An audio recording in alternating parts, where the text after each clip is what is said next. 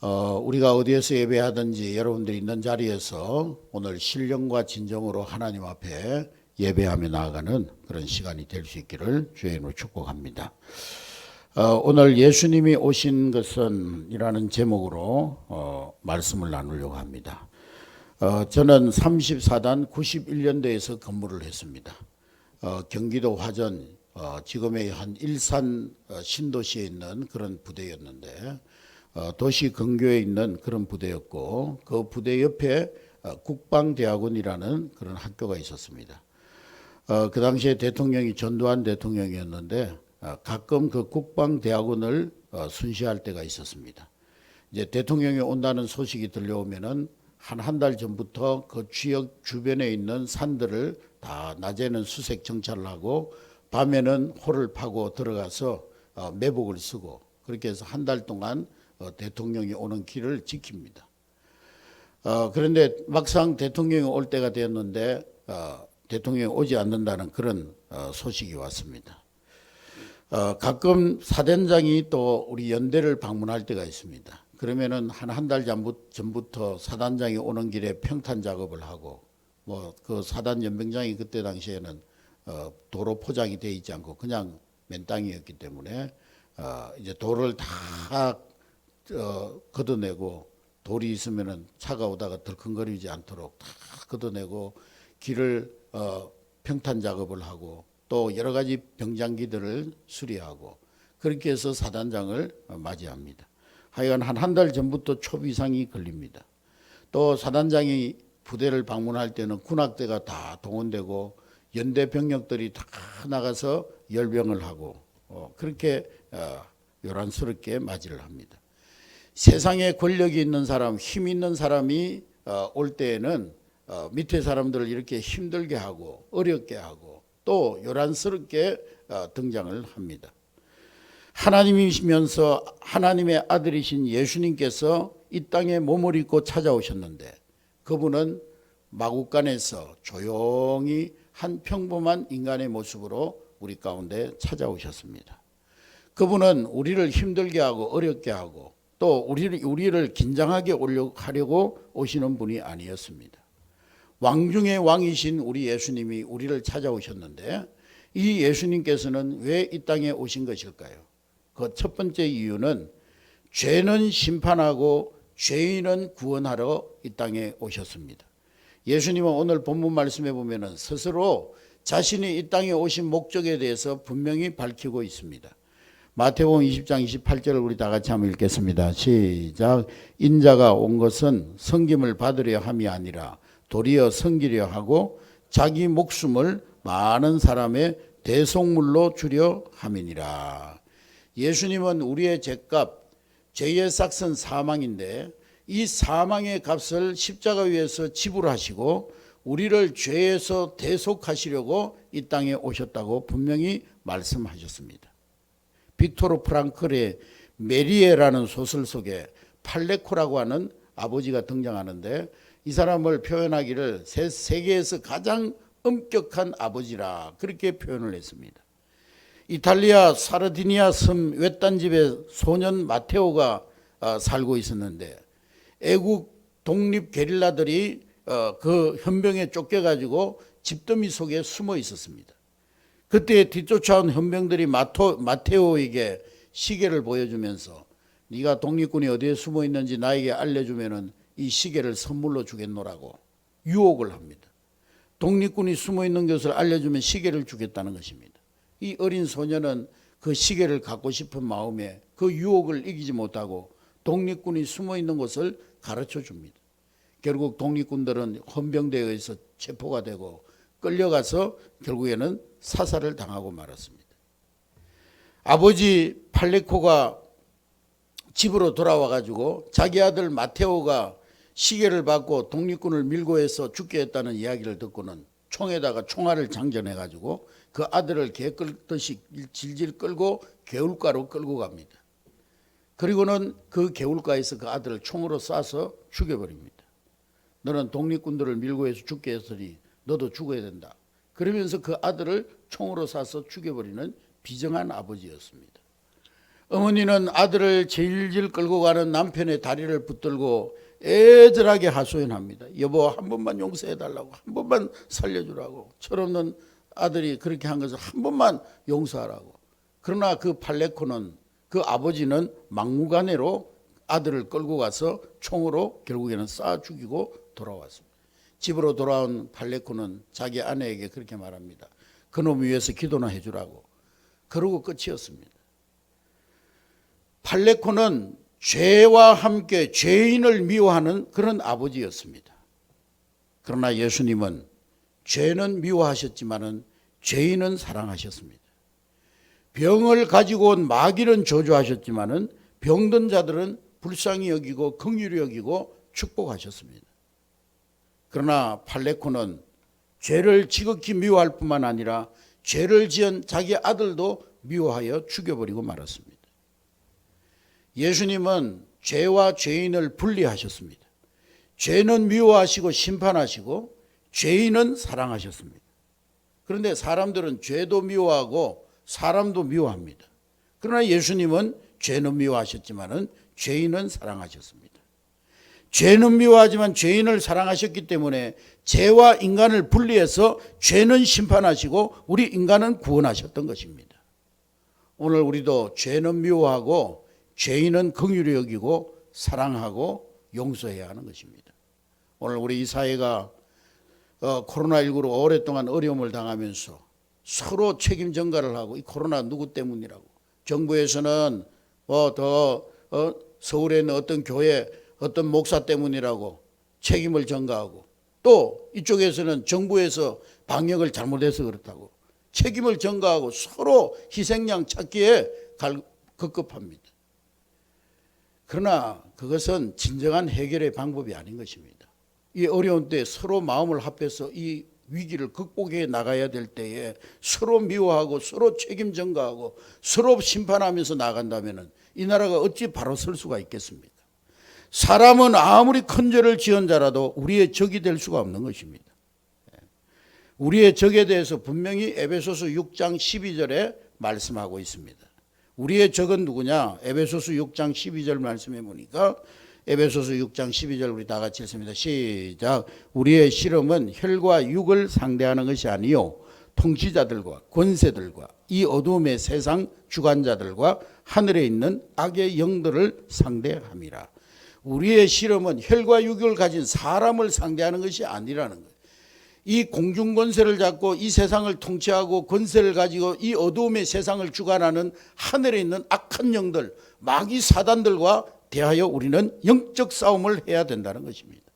우리가 미워하고 우리가 대적해야 될 우리의 적은 오직 공중권세 잡은, 세상의 공중권세 잡은 통치자 악한 마귀 사단뿐이라는 것입니다. 그런데 우리는 죄도 미워하고 사람도 미워하고 죄도 심판하고 사람도 심판하려고 합니다. 하나님은 죄와 죄인을 분리하셨습니다. 죄를 누군가가 짊어지고 죽게 함으로 그 죄인과 죄를 분리시키셨습니다. 그래서 구약에서는 험없는 짐승이 죄를 짊어지고 죽게 했습니다. 신약에서는 예수님이 친히 우리의 모든 죄를 짊어지고 죽게 하셨습니다. 그것이 하나님이 우리 인간을 구원하는 아이디어요 계획이었던 것입니다. 하나님이 첫인간 아담에게 너는 선악과를 따먹지 말아라. 따먹는 날에는 정령 죽으리라. 그래서 죄의 값은 사망입니다. 선악과 따먹은 아담의 후손들은 하나님 말씀하신 대로 다 죽어야 합니다. 그럼에도 불구하고 하나님께서 사람을 살리시려고 사랑으로 우리 인간을, 죄는 심판하시지만 우리 인간을 사랑하시려고 살리시려고 하시는 것이 십자가라는 아이디어인 것입니다. 이 십자가는 하나님이 죄를 심판하시는 하나님의 공의와 우리 인간을 사랑하시는 하나님의 사랑이 동시에 만족되는 자리인 것입니다. 예수님은 이 땅에 오셔서 죄와 죄인을 분리하셨습니다.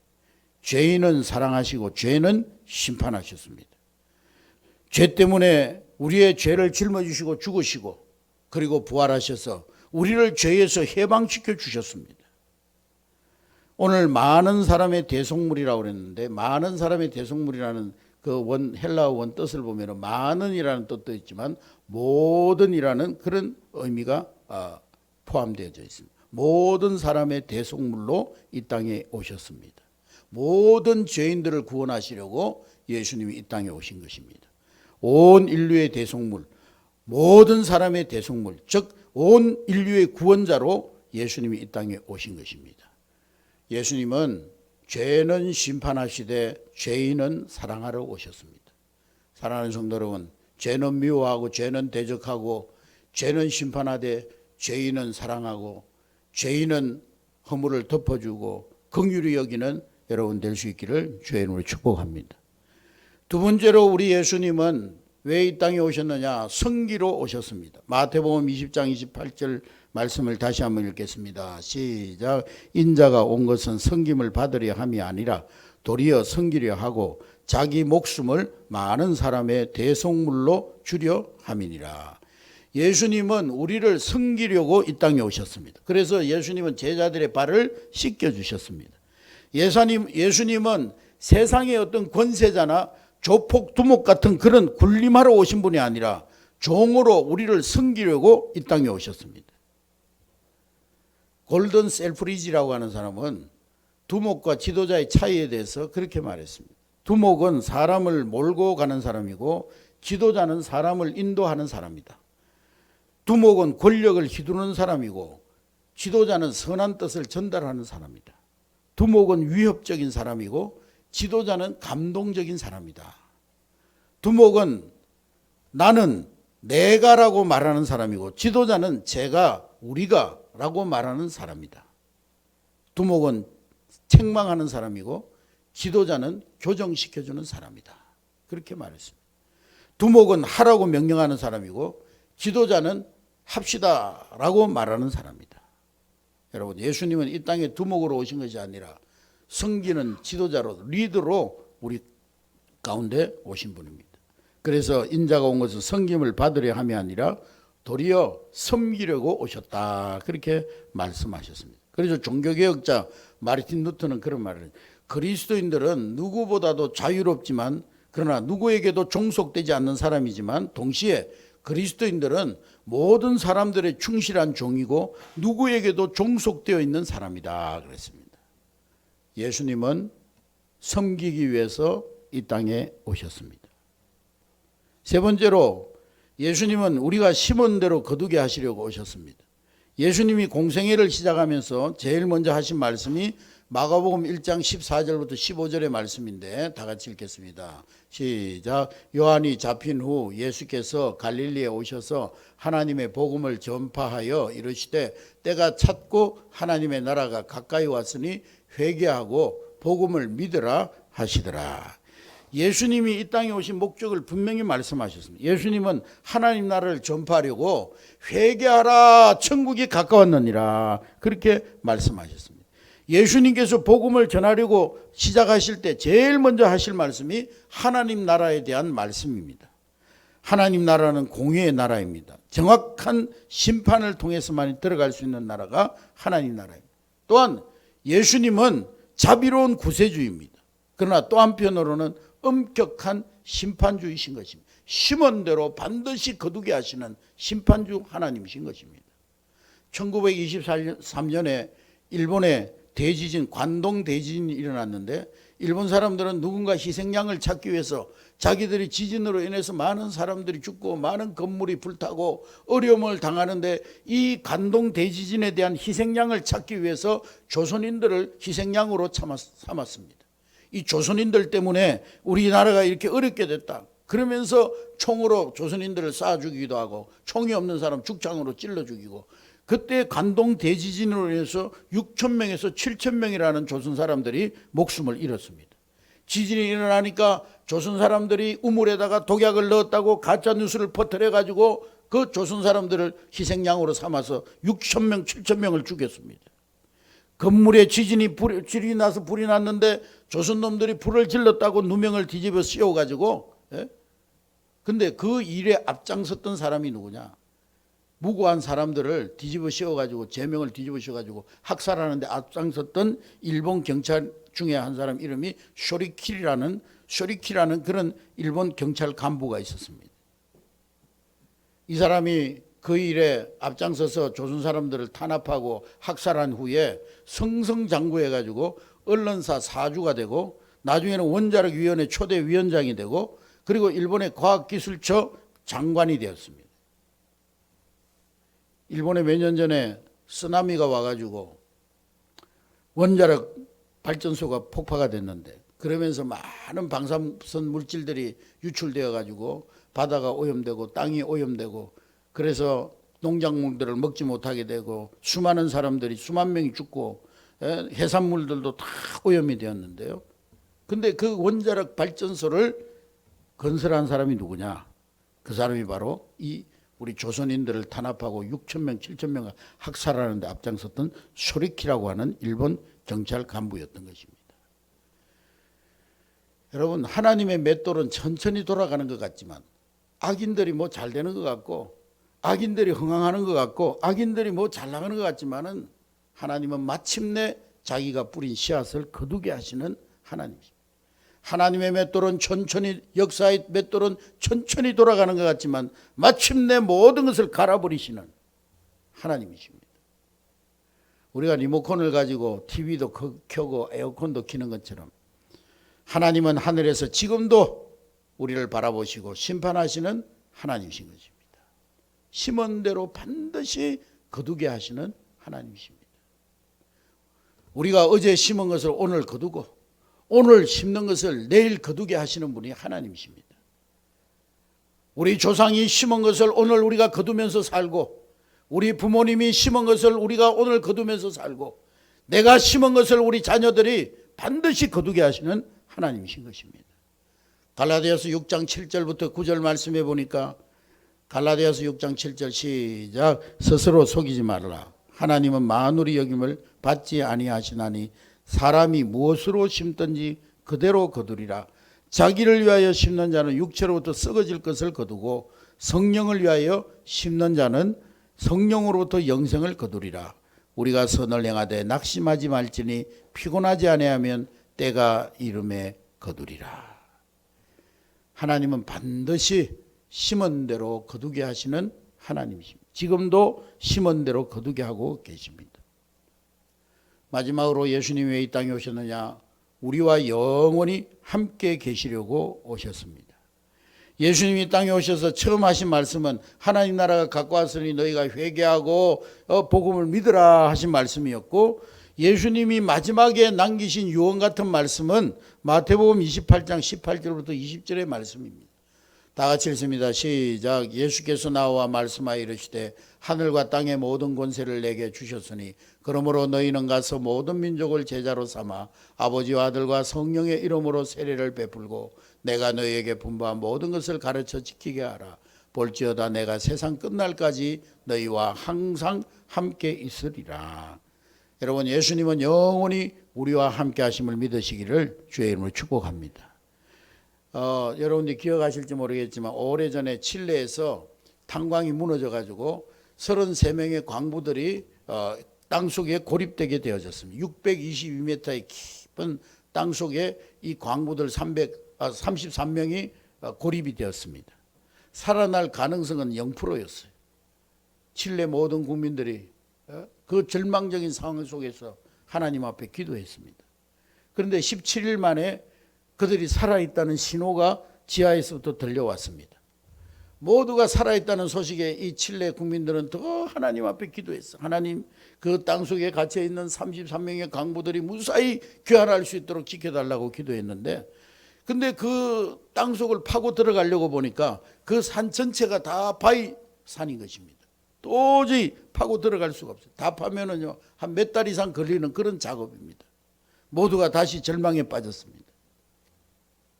그때 미국의 펜실베니아 주에 살고 있는 제프 하트라고 하는 사람이 특수한 굴착기가 있다고 하면서 그 굴착기를 칠레 정부에 기증을 했어요. T-130이라는 굴착기인데 아프가니스탄 전쟁 때 사용하려고 개발한 특수 굴착기였는데 이 굴착기를 가지고 그 바위산을 깨고 들어가는데 두 달을 앞당겨 가지고 구멍을 팠습니다. 몇 달을 걸려야 된다는 것을 두 달을 앞당겨 가지고 구멍을 파고 거기에다가 음식물을 집어넣어주고 그리고 캡슐을 넣어가지고 그 광부들 33명을 이틀 만에 무사히 다 한 명도 상하지 않고 33명이 다 전원이 구조가 되어졌습니다. 세계적인 톱 뉴스가 되어가지고 아주 세계를 떠들썩하게 했던 그런 사건이었죠. 며칠이 지나면서 그 굴안에 있었던 일들이 밝혀졌는데 그 굴안에 처음에는 막 광부들이 먹을 걸 가지고 막 서로 먹으려고 싸우고 다투고 막 악의 다툼을 했는데 17일 동안 같이 있는 동안에 얼마나 살벌했는지 음식 조금 남은 거 서로 먹으려고 싸우고 막 그랬는데 그 가운데 엘리게라고 하는 사람, 독실한 크리스찬이 있었는데 그분이 여러분 지금 우리가 이렇게 싸우고 우리끼리 이렇게 막 분열하고 이럴 때가 아닙니다. 우리 어려울 때일수록 우리 마음이 하나 되어져서 하나님 앞에 기도할 때입니다. 이렇게 어려운데 우리끼리 싸우다가 결국에는 우리는 여기서 다 죽고 맙니다. 지금 우리가 사람의 힘으로 할 수 있는 것이 아무것도 없습니다. 그러면서 기도하기를 권했습니다. 그래서 그날부터 그 굴속이 예배당이 되었다는 거예요. 찬송하고 기도하고. 그럴 때 이 지상과 연결이 돼가지고 자기들의 생존 사실이 지상에 밝혀지게 됐다는 것입니다. 33명 중 최연소자였던 지미 산체스는 19살이었는데 이 사람이 구출되고 나서 며칠 후에 기자들과 회견을 하는데 굴속에 있던 우리는 33명이 아니었습니다. 우리는 34명이 거기에 있었습니다. 우리 33명 가운데 예수님이 우리와 함께 계셨습니다. 동아일보는요, 뭐 기독교 신문이 아니잖아요. 그런데 그 당시에 그 사건에 대해서 헤드라인 기사 제목을 뭐라고 했냐면은 33명이 아니라 하나님과 함께 34명이었다. 그런 헤드라인 기사를 내었습니다. 여러분, 예수님은 세상 끝날까지 우리와 함께 하시기 위해서 이 땅에 오신 줄로 믿습니다. 2000년 전 몸을 입고 이 땅에 오신 예수님은 지금도 그리고 앞으로도 영원토록 천국 가는 그날까지 이 세상의 끝날까지 우리와 영원토록 함께 하실 줄로 믿습니다. 그렇습니다. 예수님이 이 땅에 오신 목적은 죄와 죄인을 분리하여서 죄는 심판하시고 죄인은 구원하시기 위해서 이 땅에 오셨습니다. 예수님은 섬김을 받으러 오신 것이 아니라 섬기려 오셨습니다. 예수님은 우리에게 시몬대로 거두게 하시는 심판을 위해 이 땅에 오셨습니다. 그리고 예수님은 우리와 영원히 함께하기 위해서 이 땅에 오셨습니다. 우리 기도하겠습니다.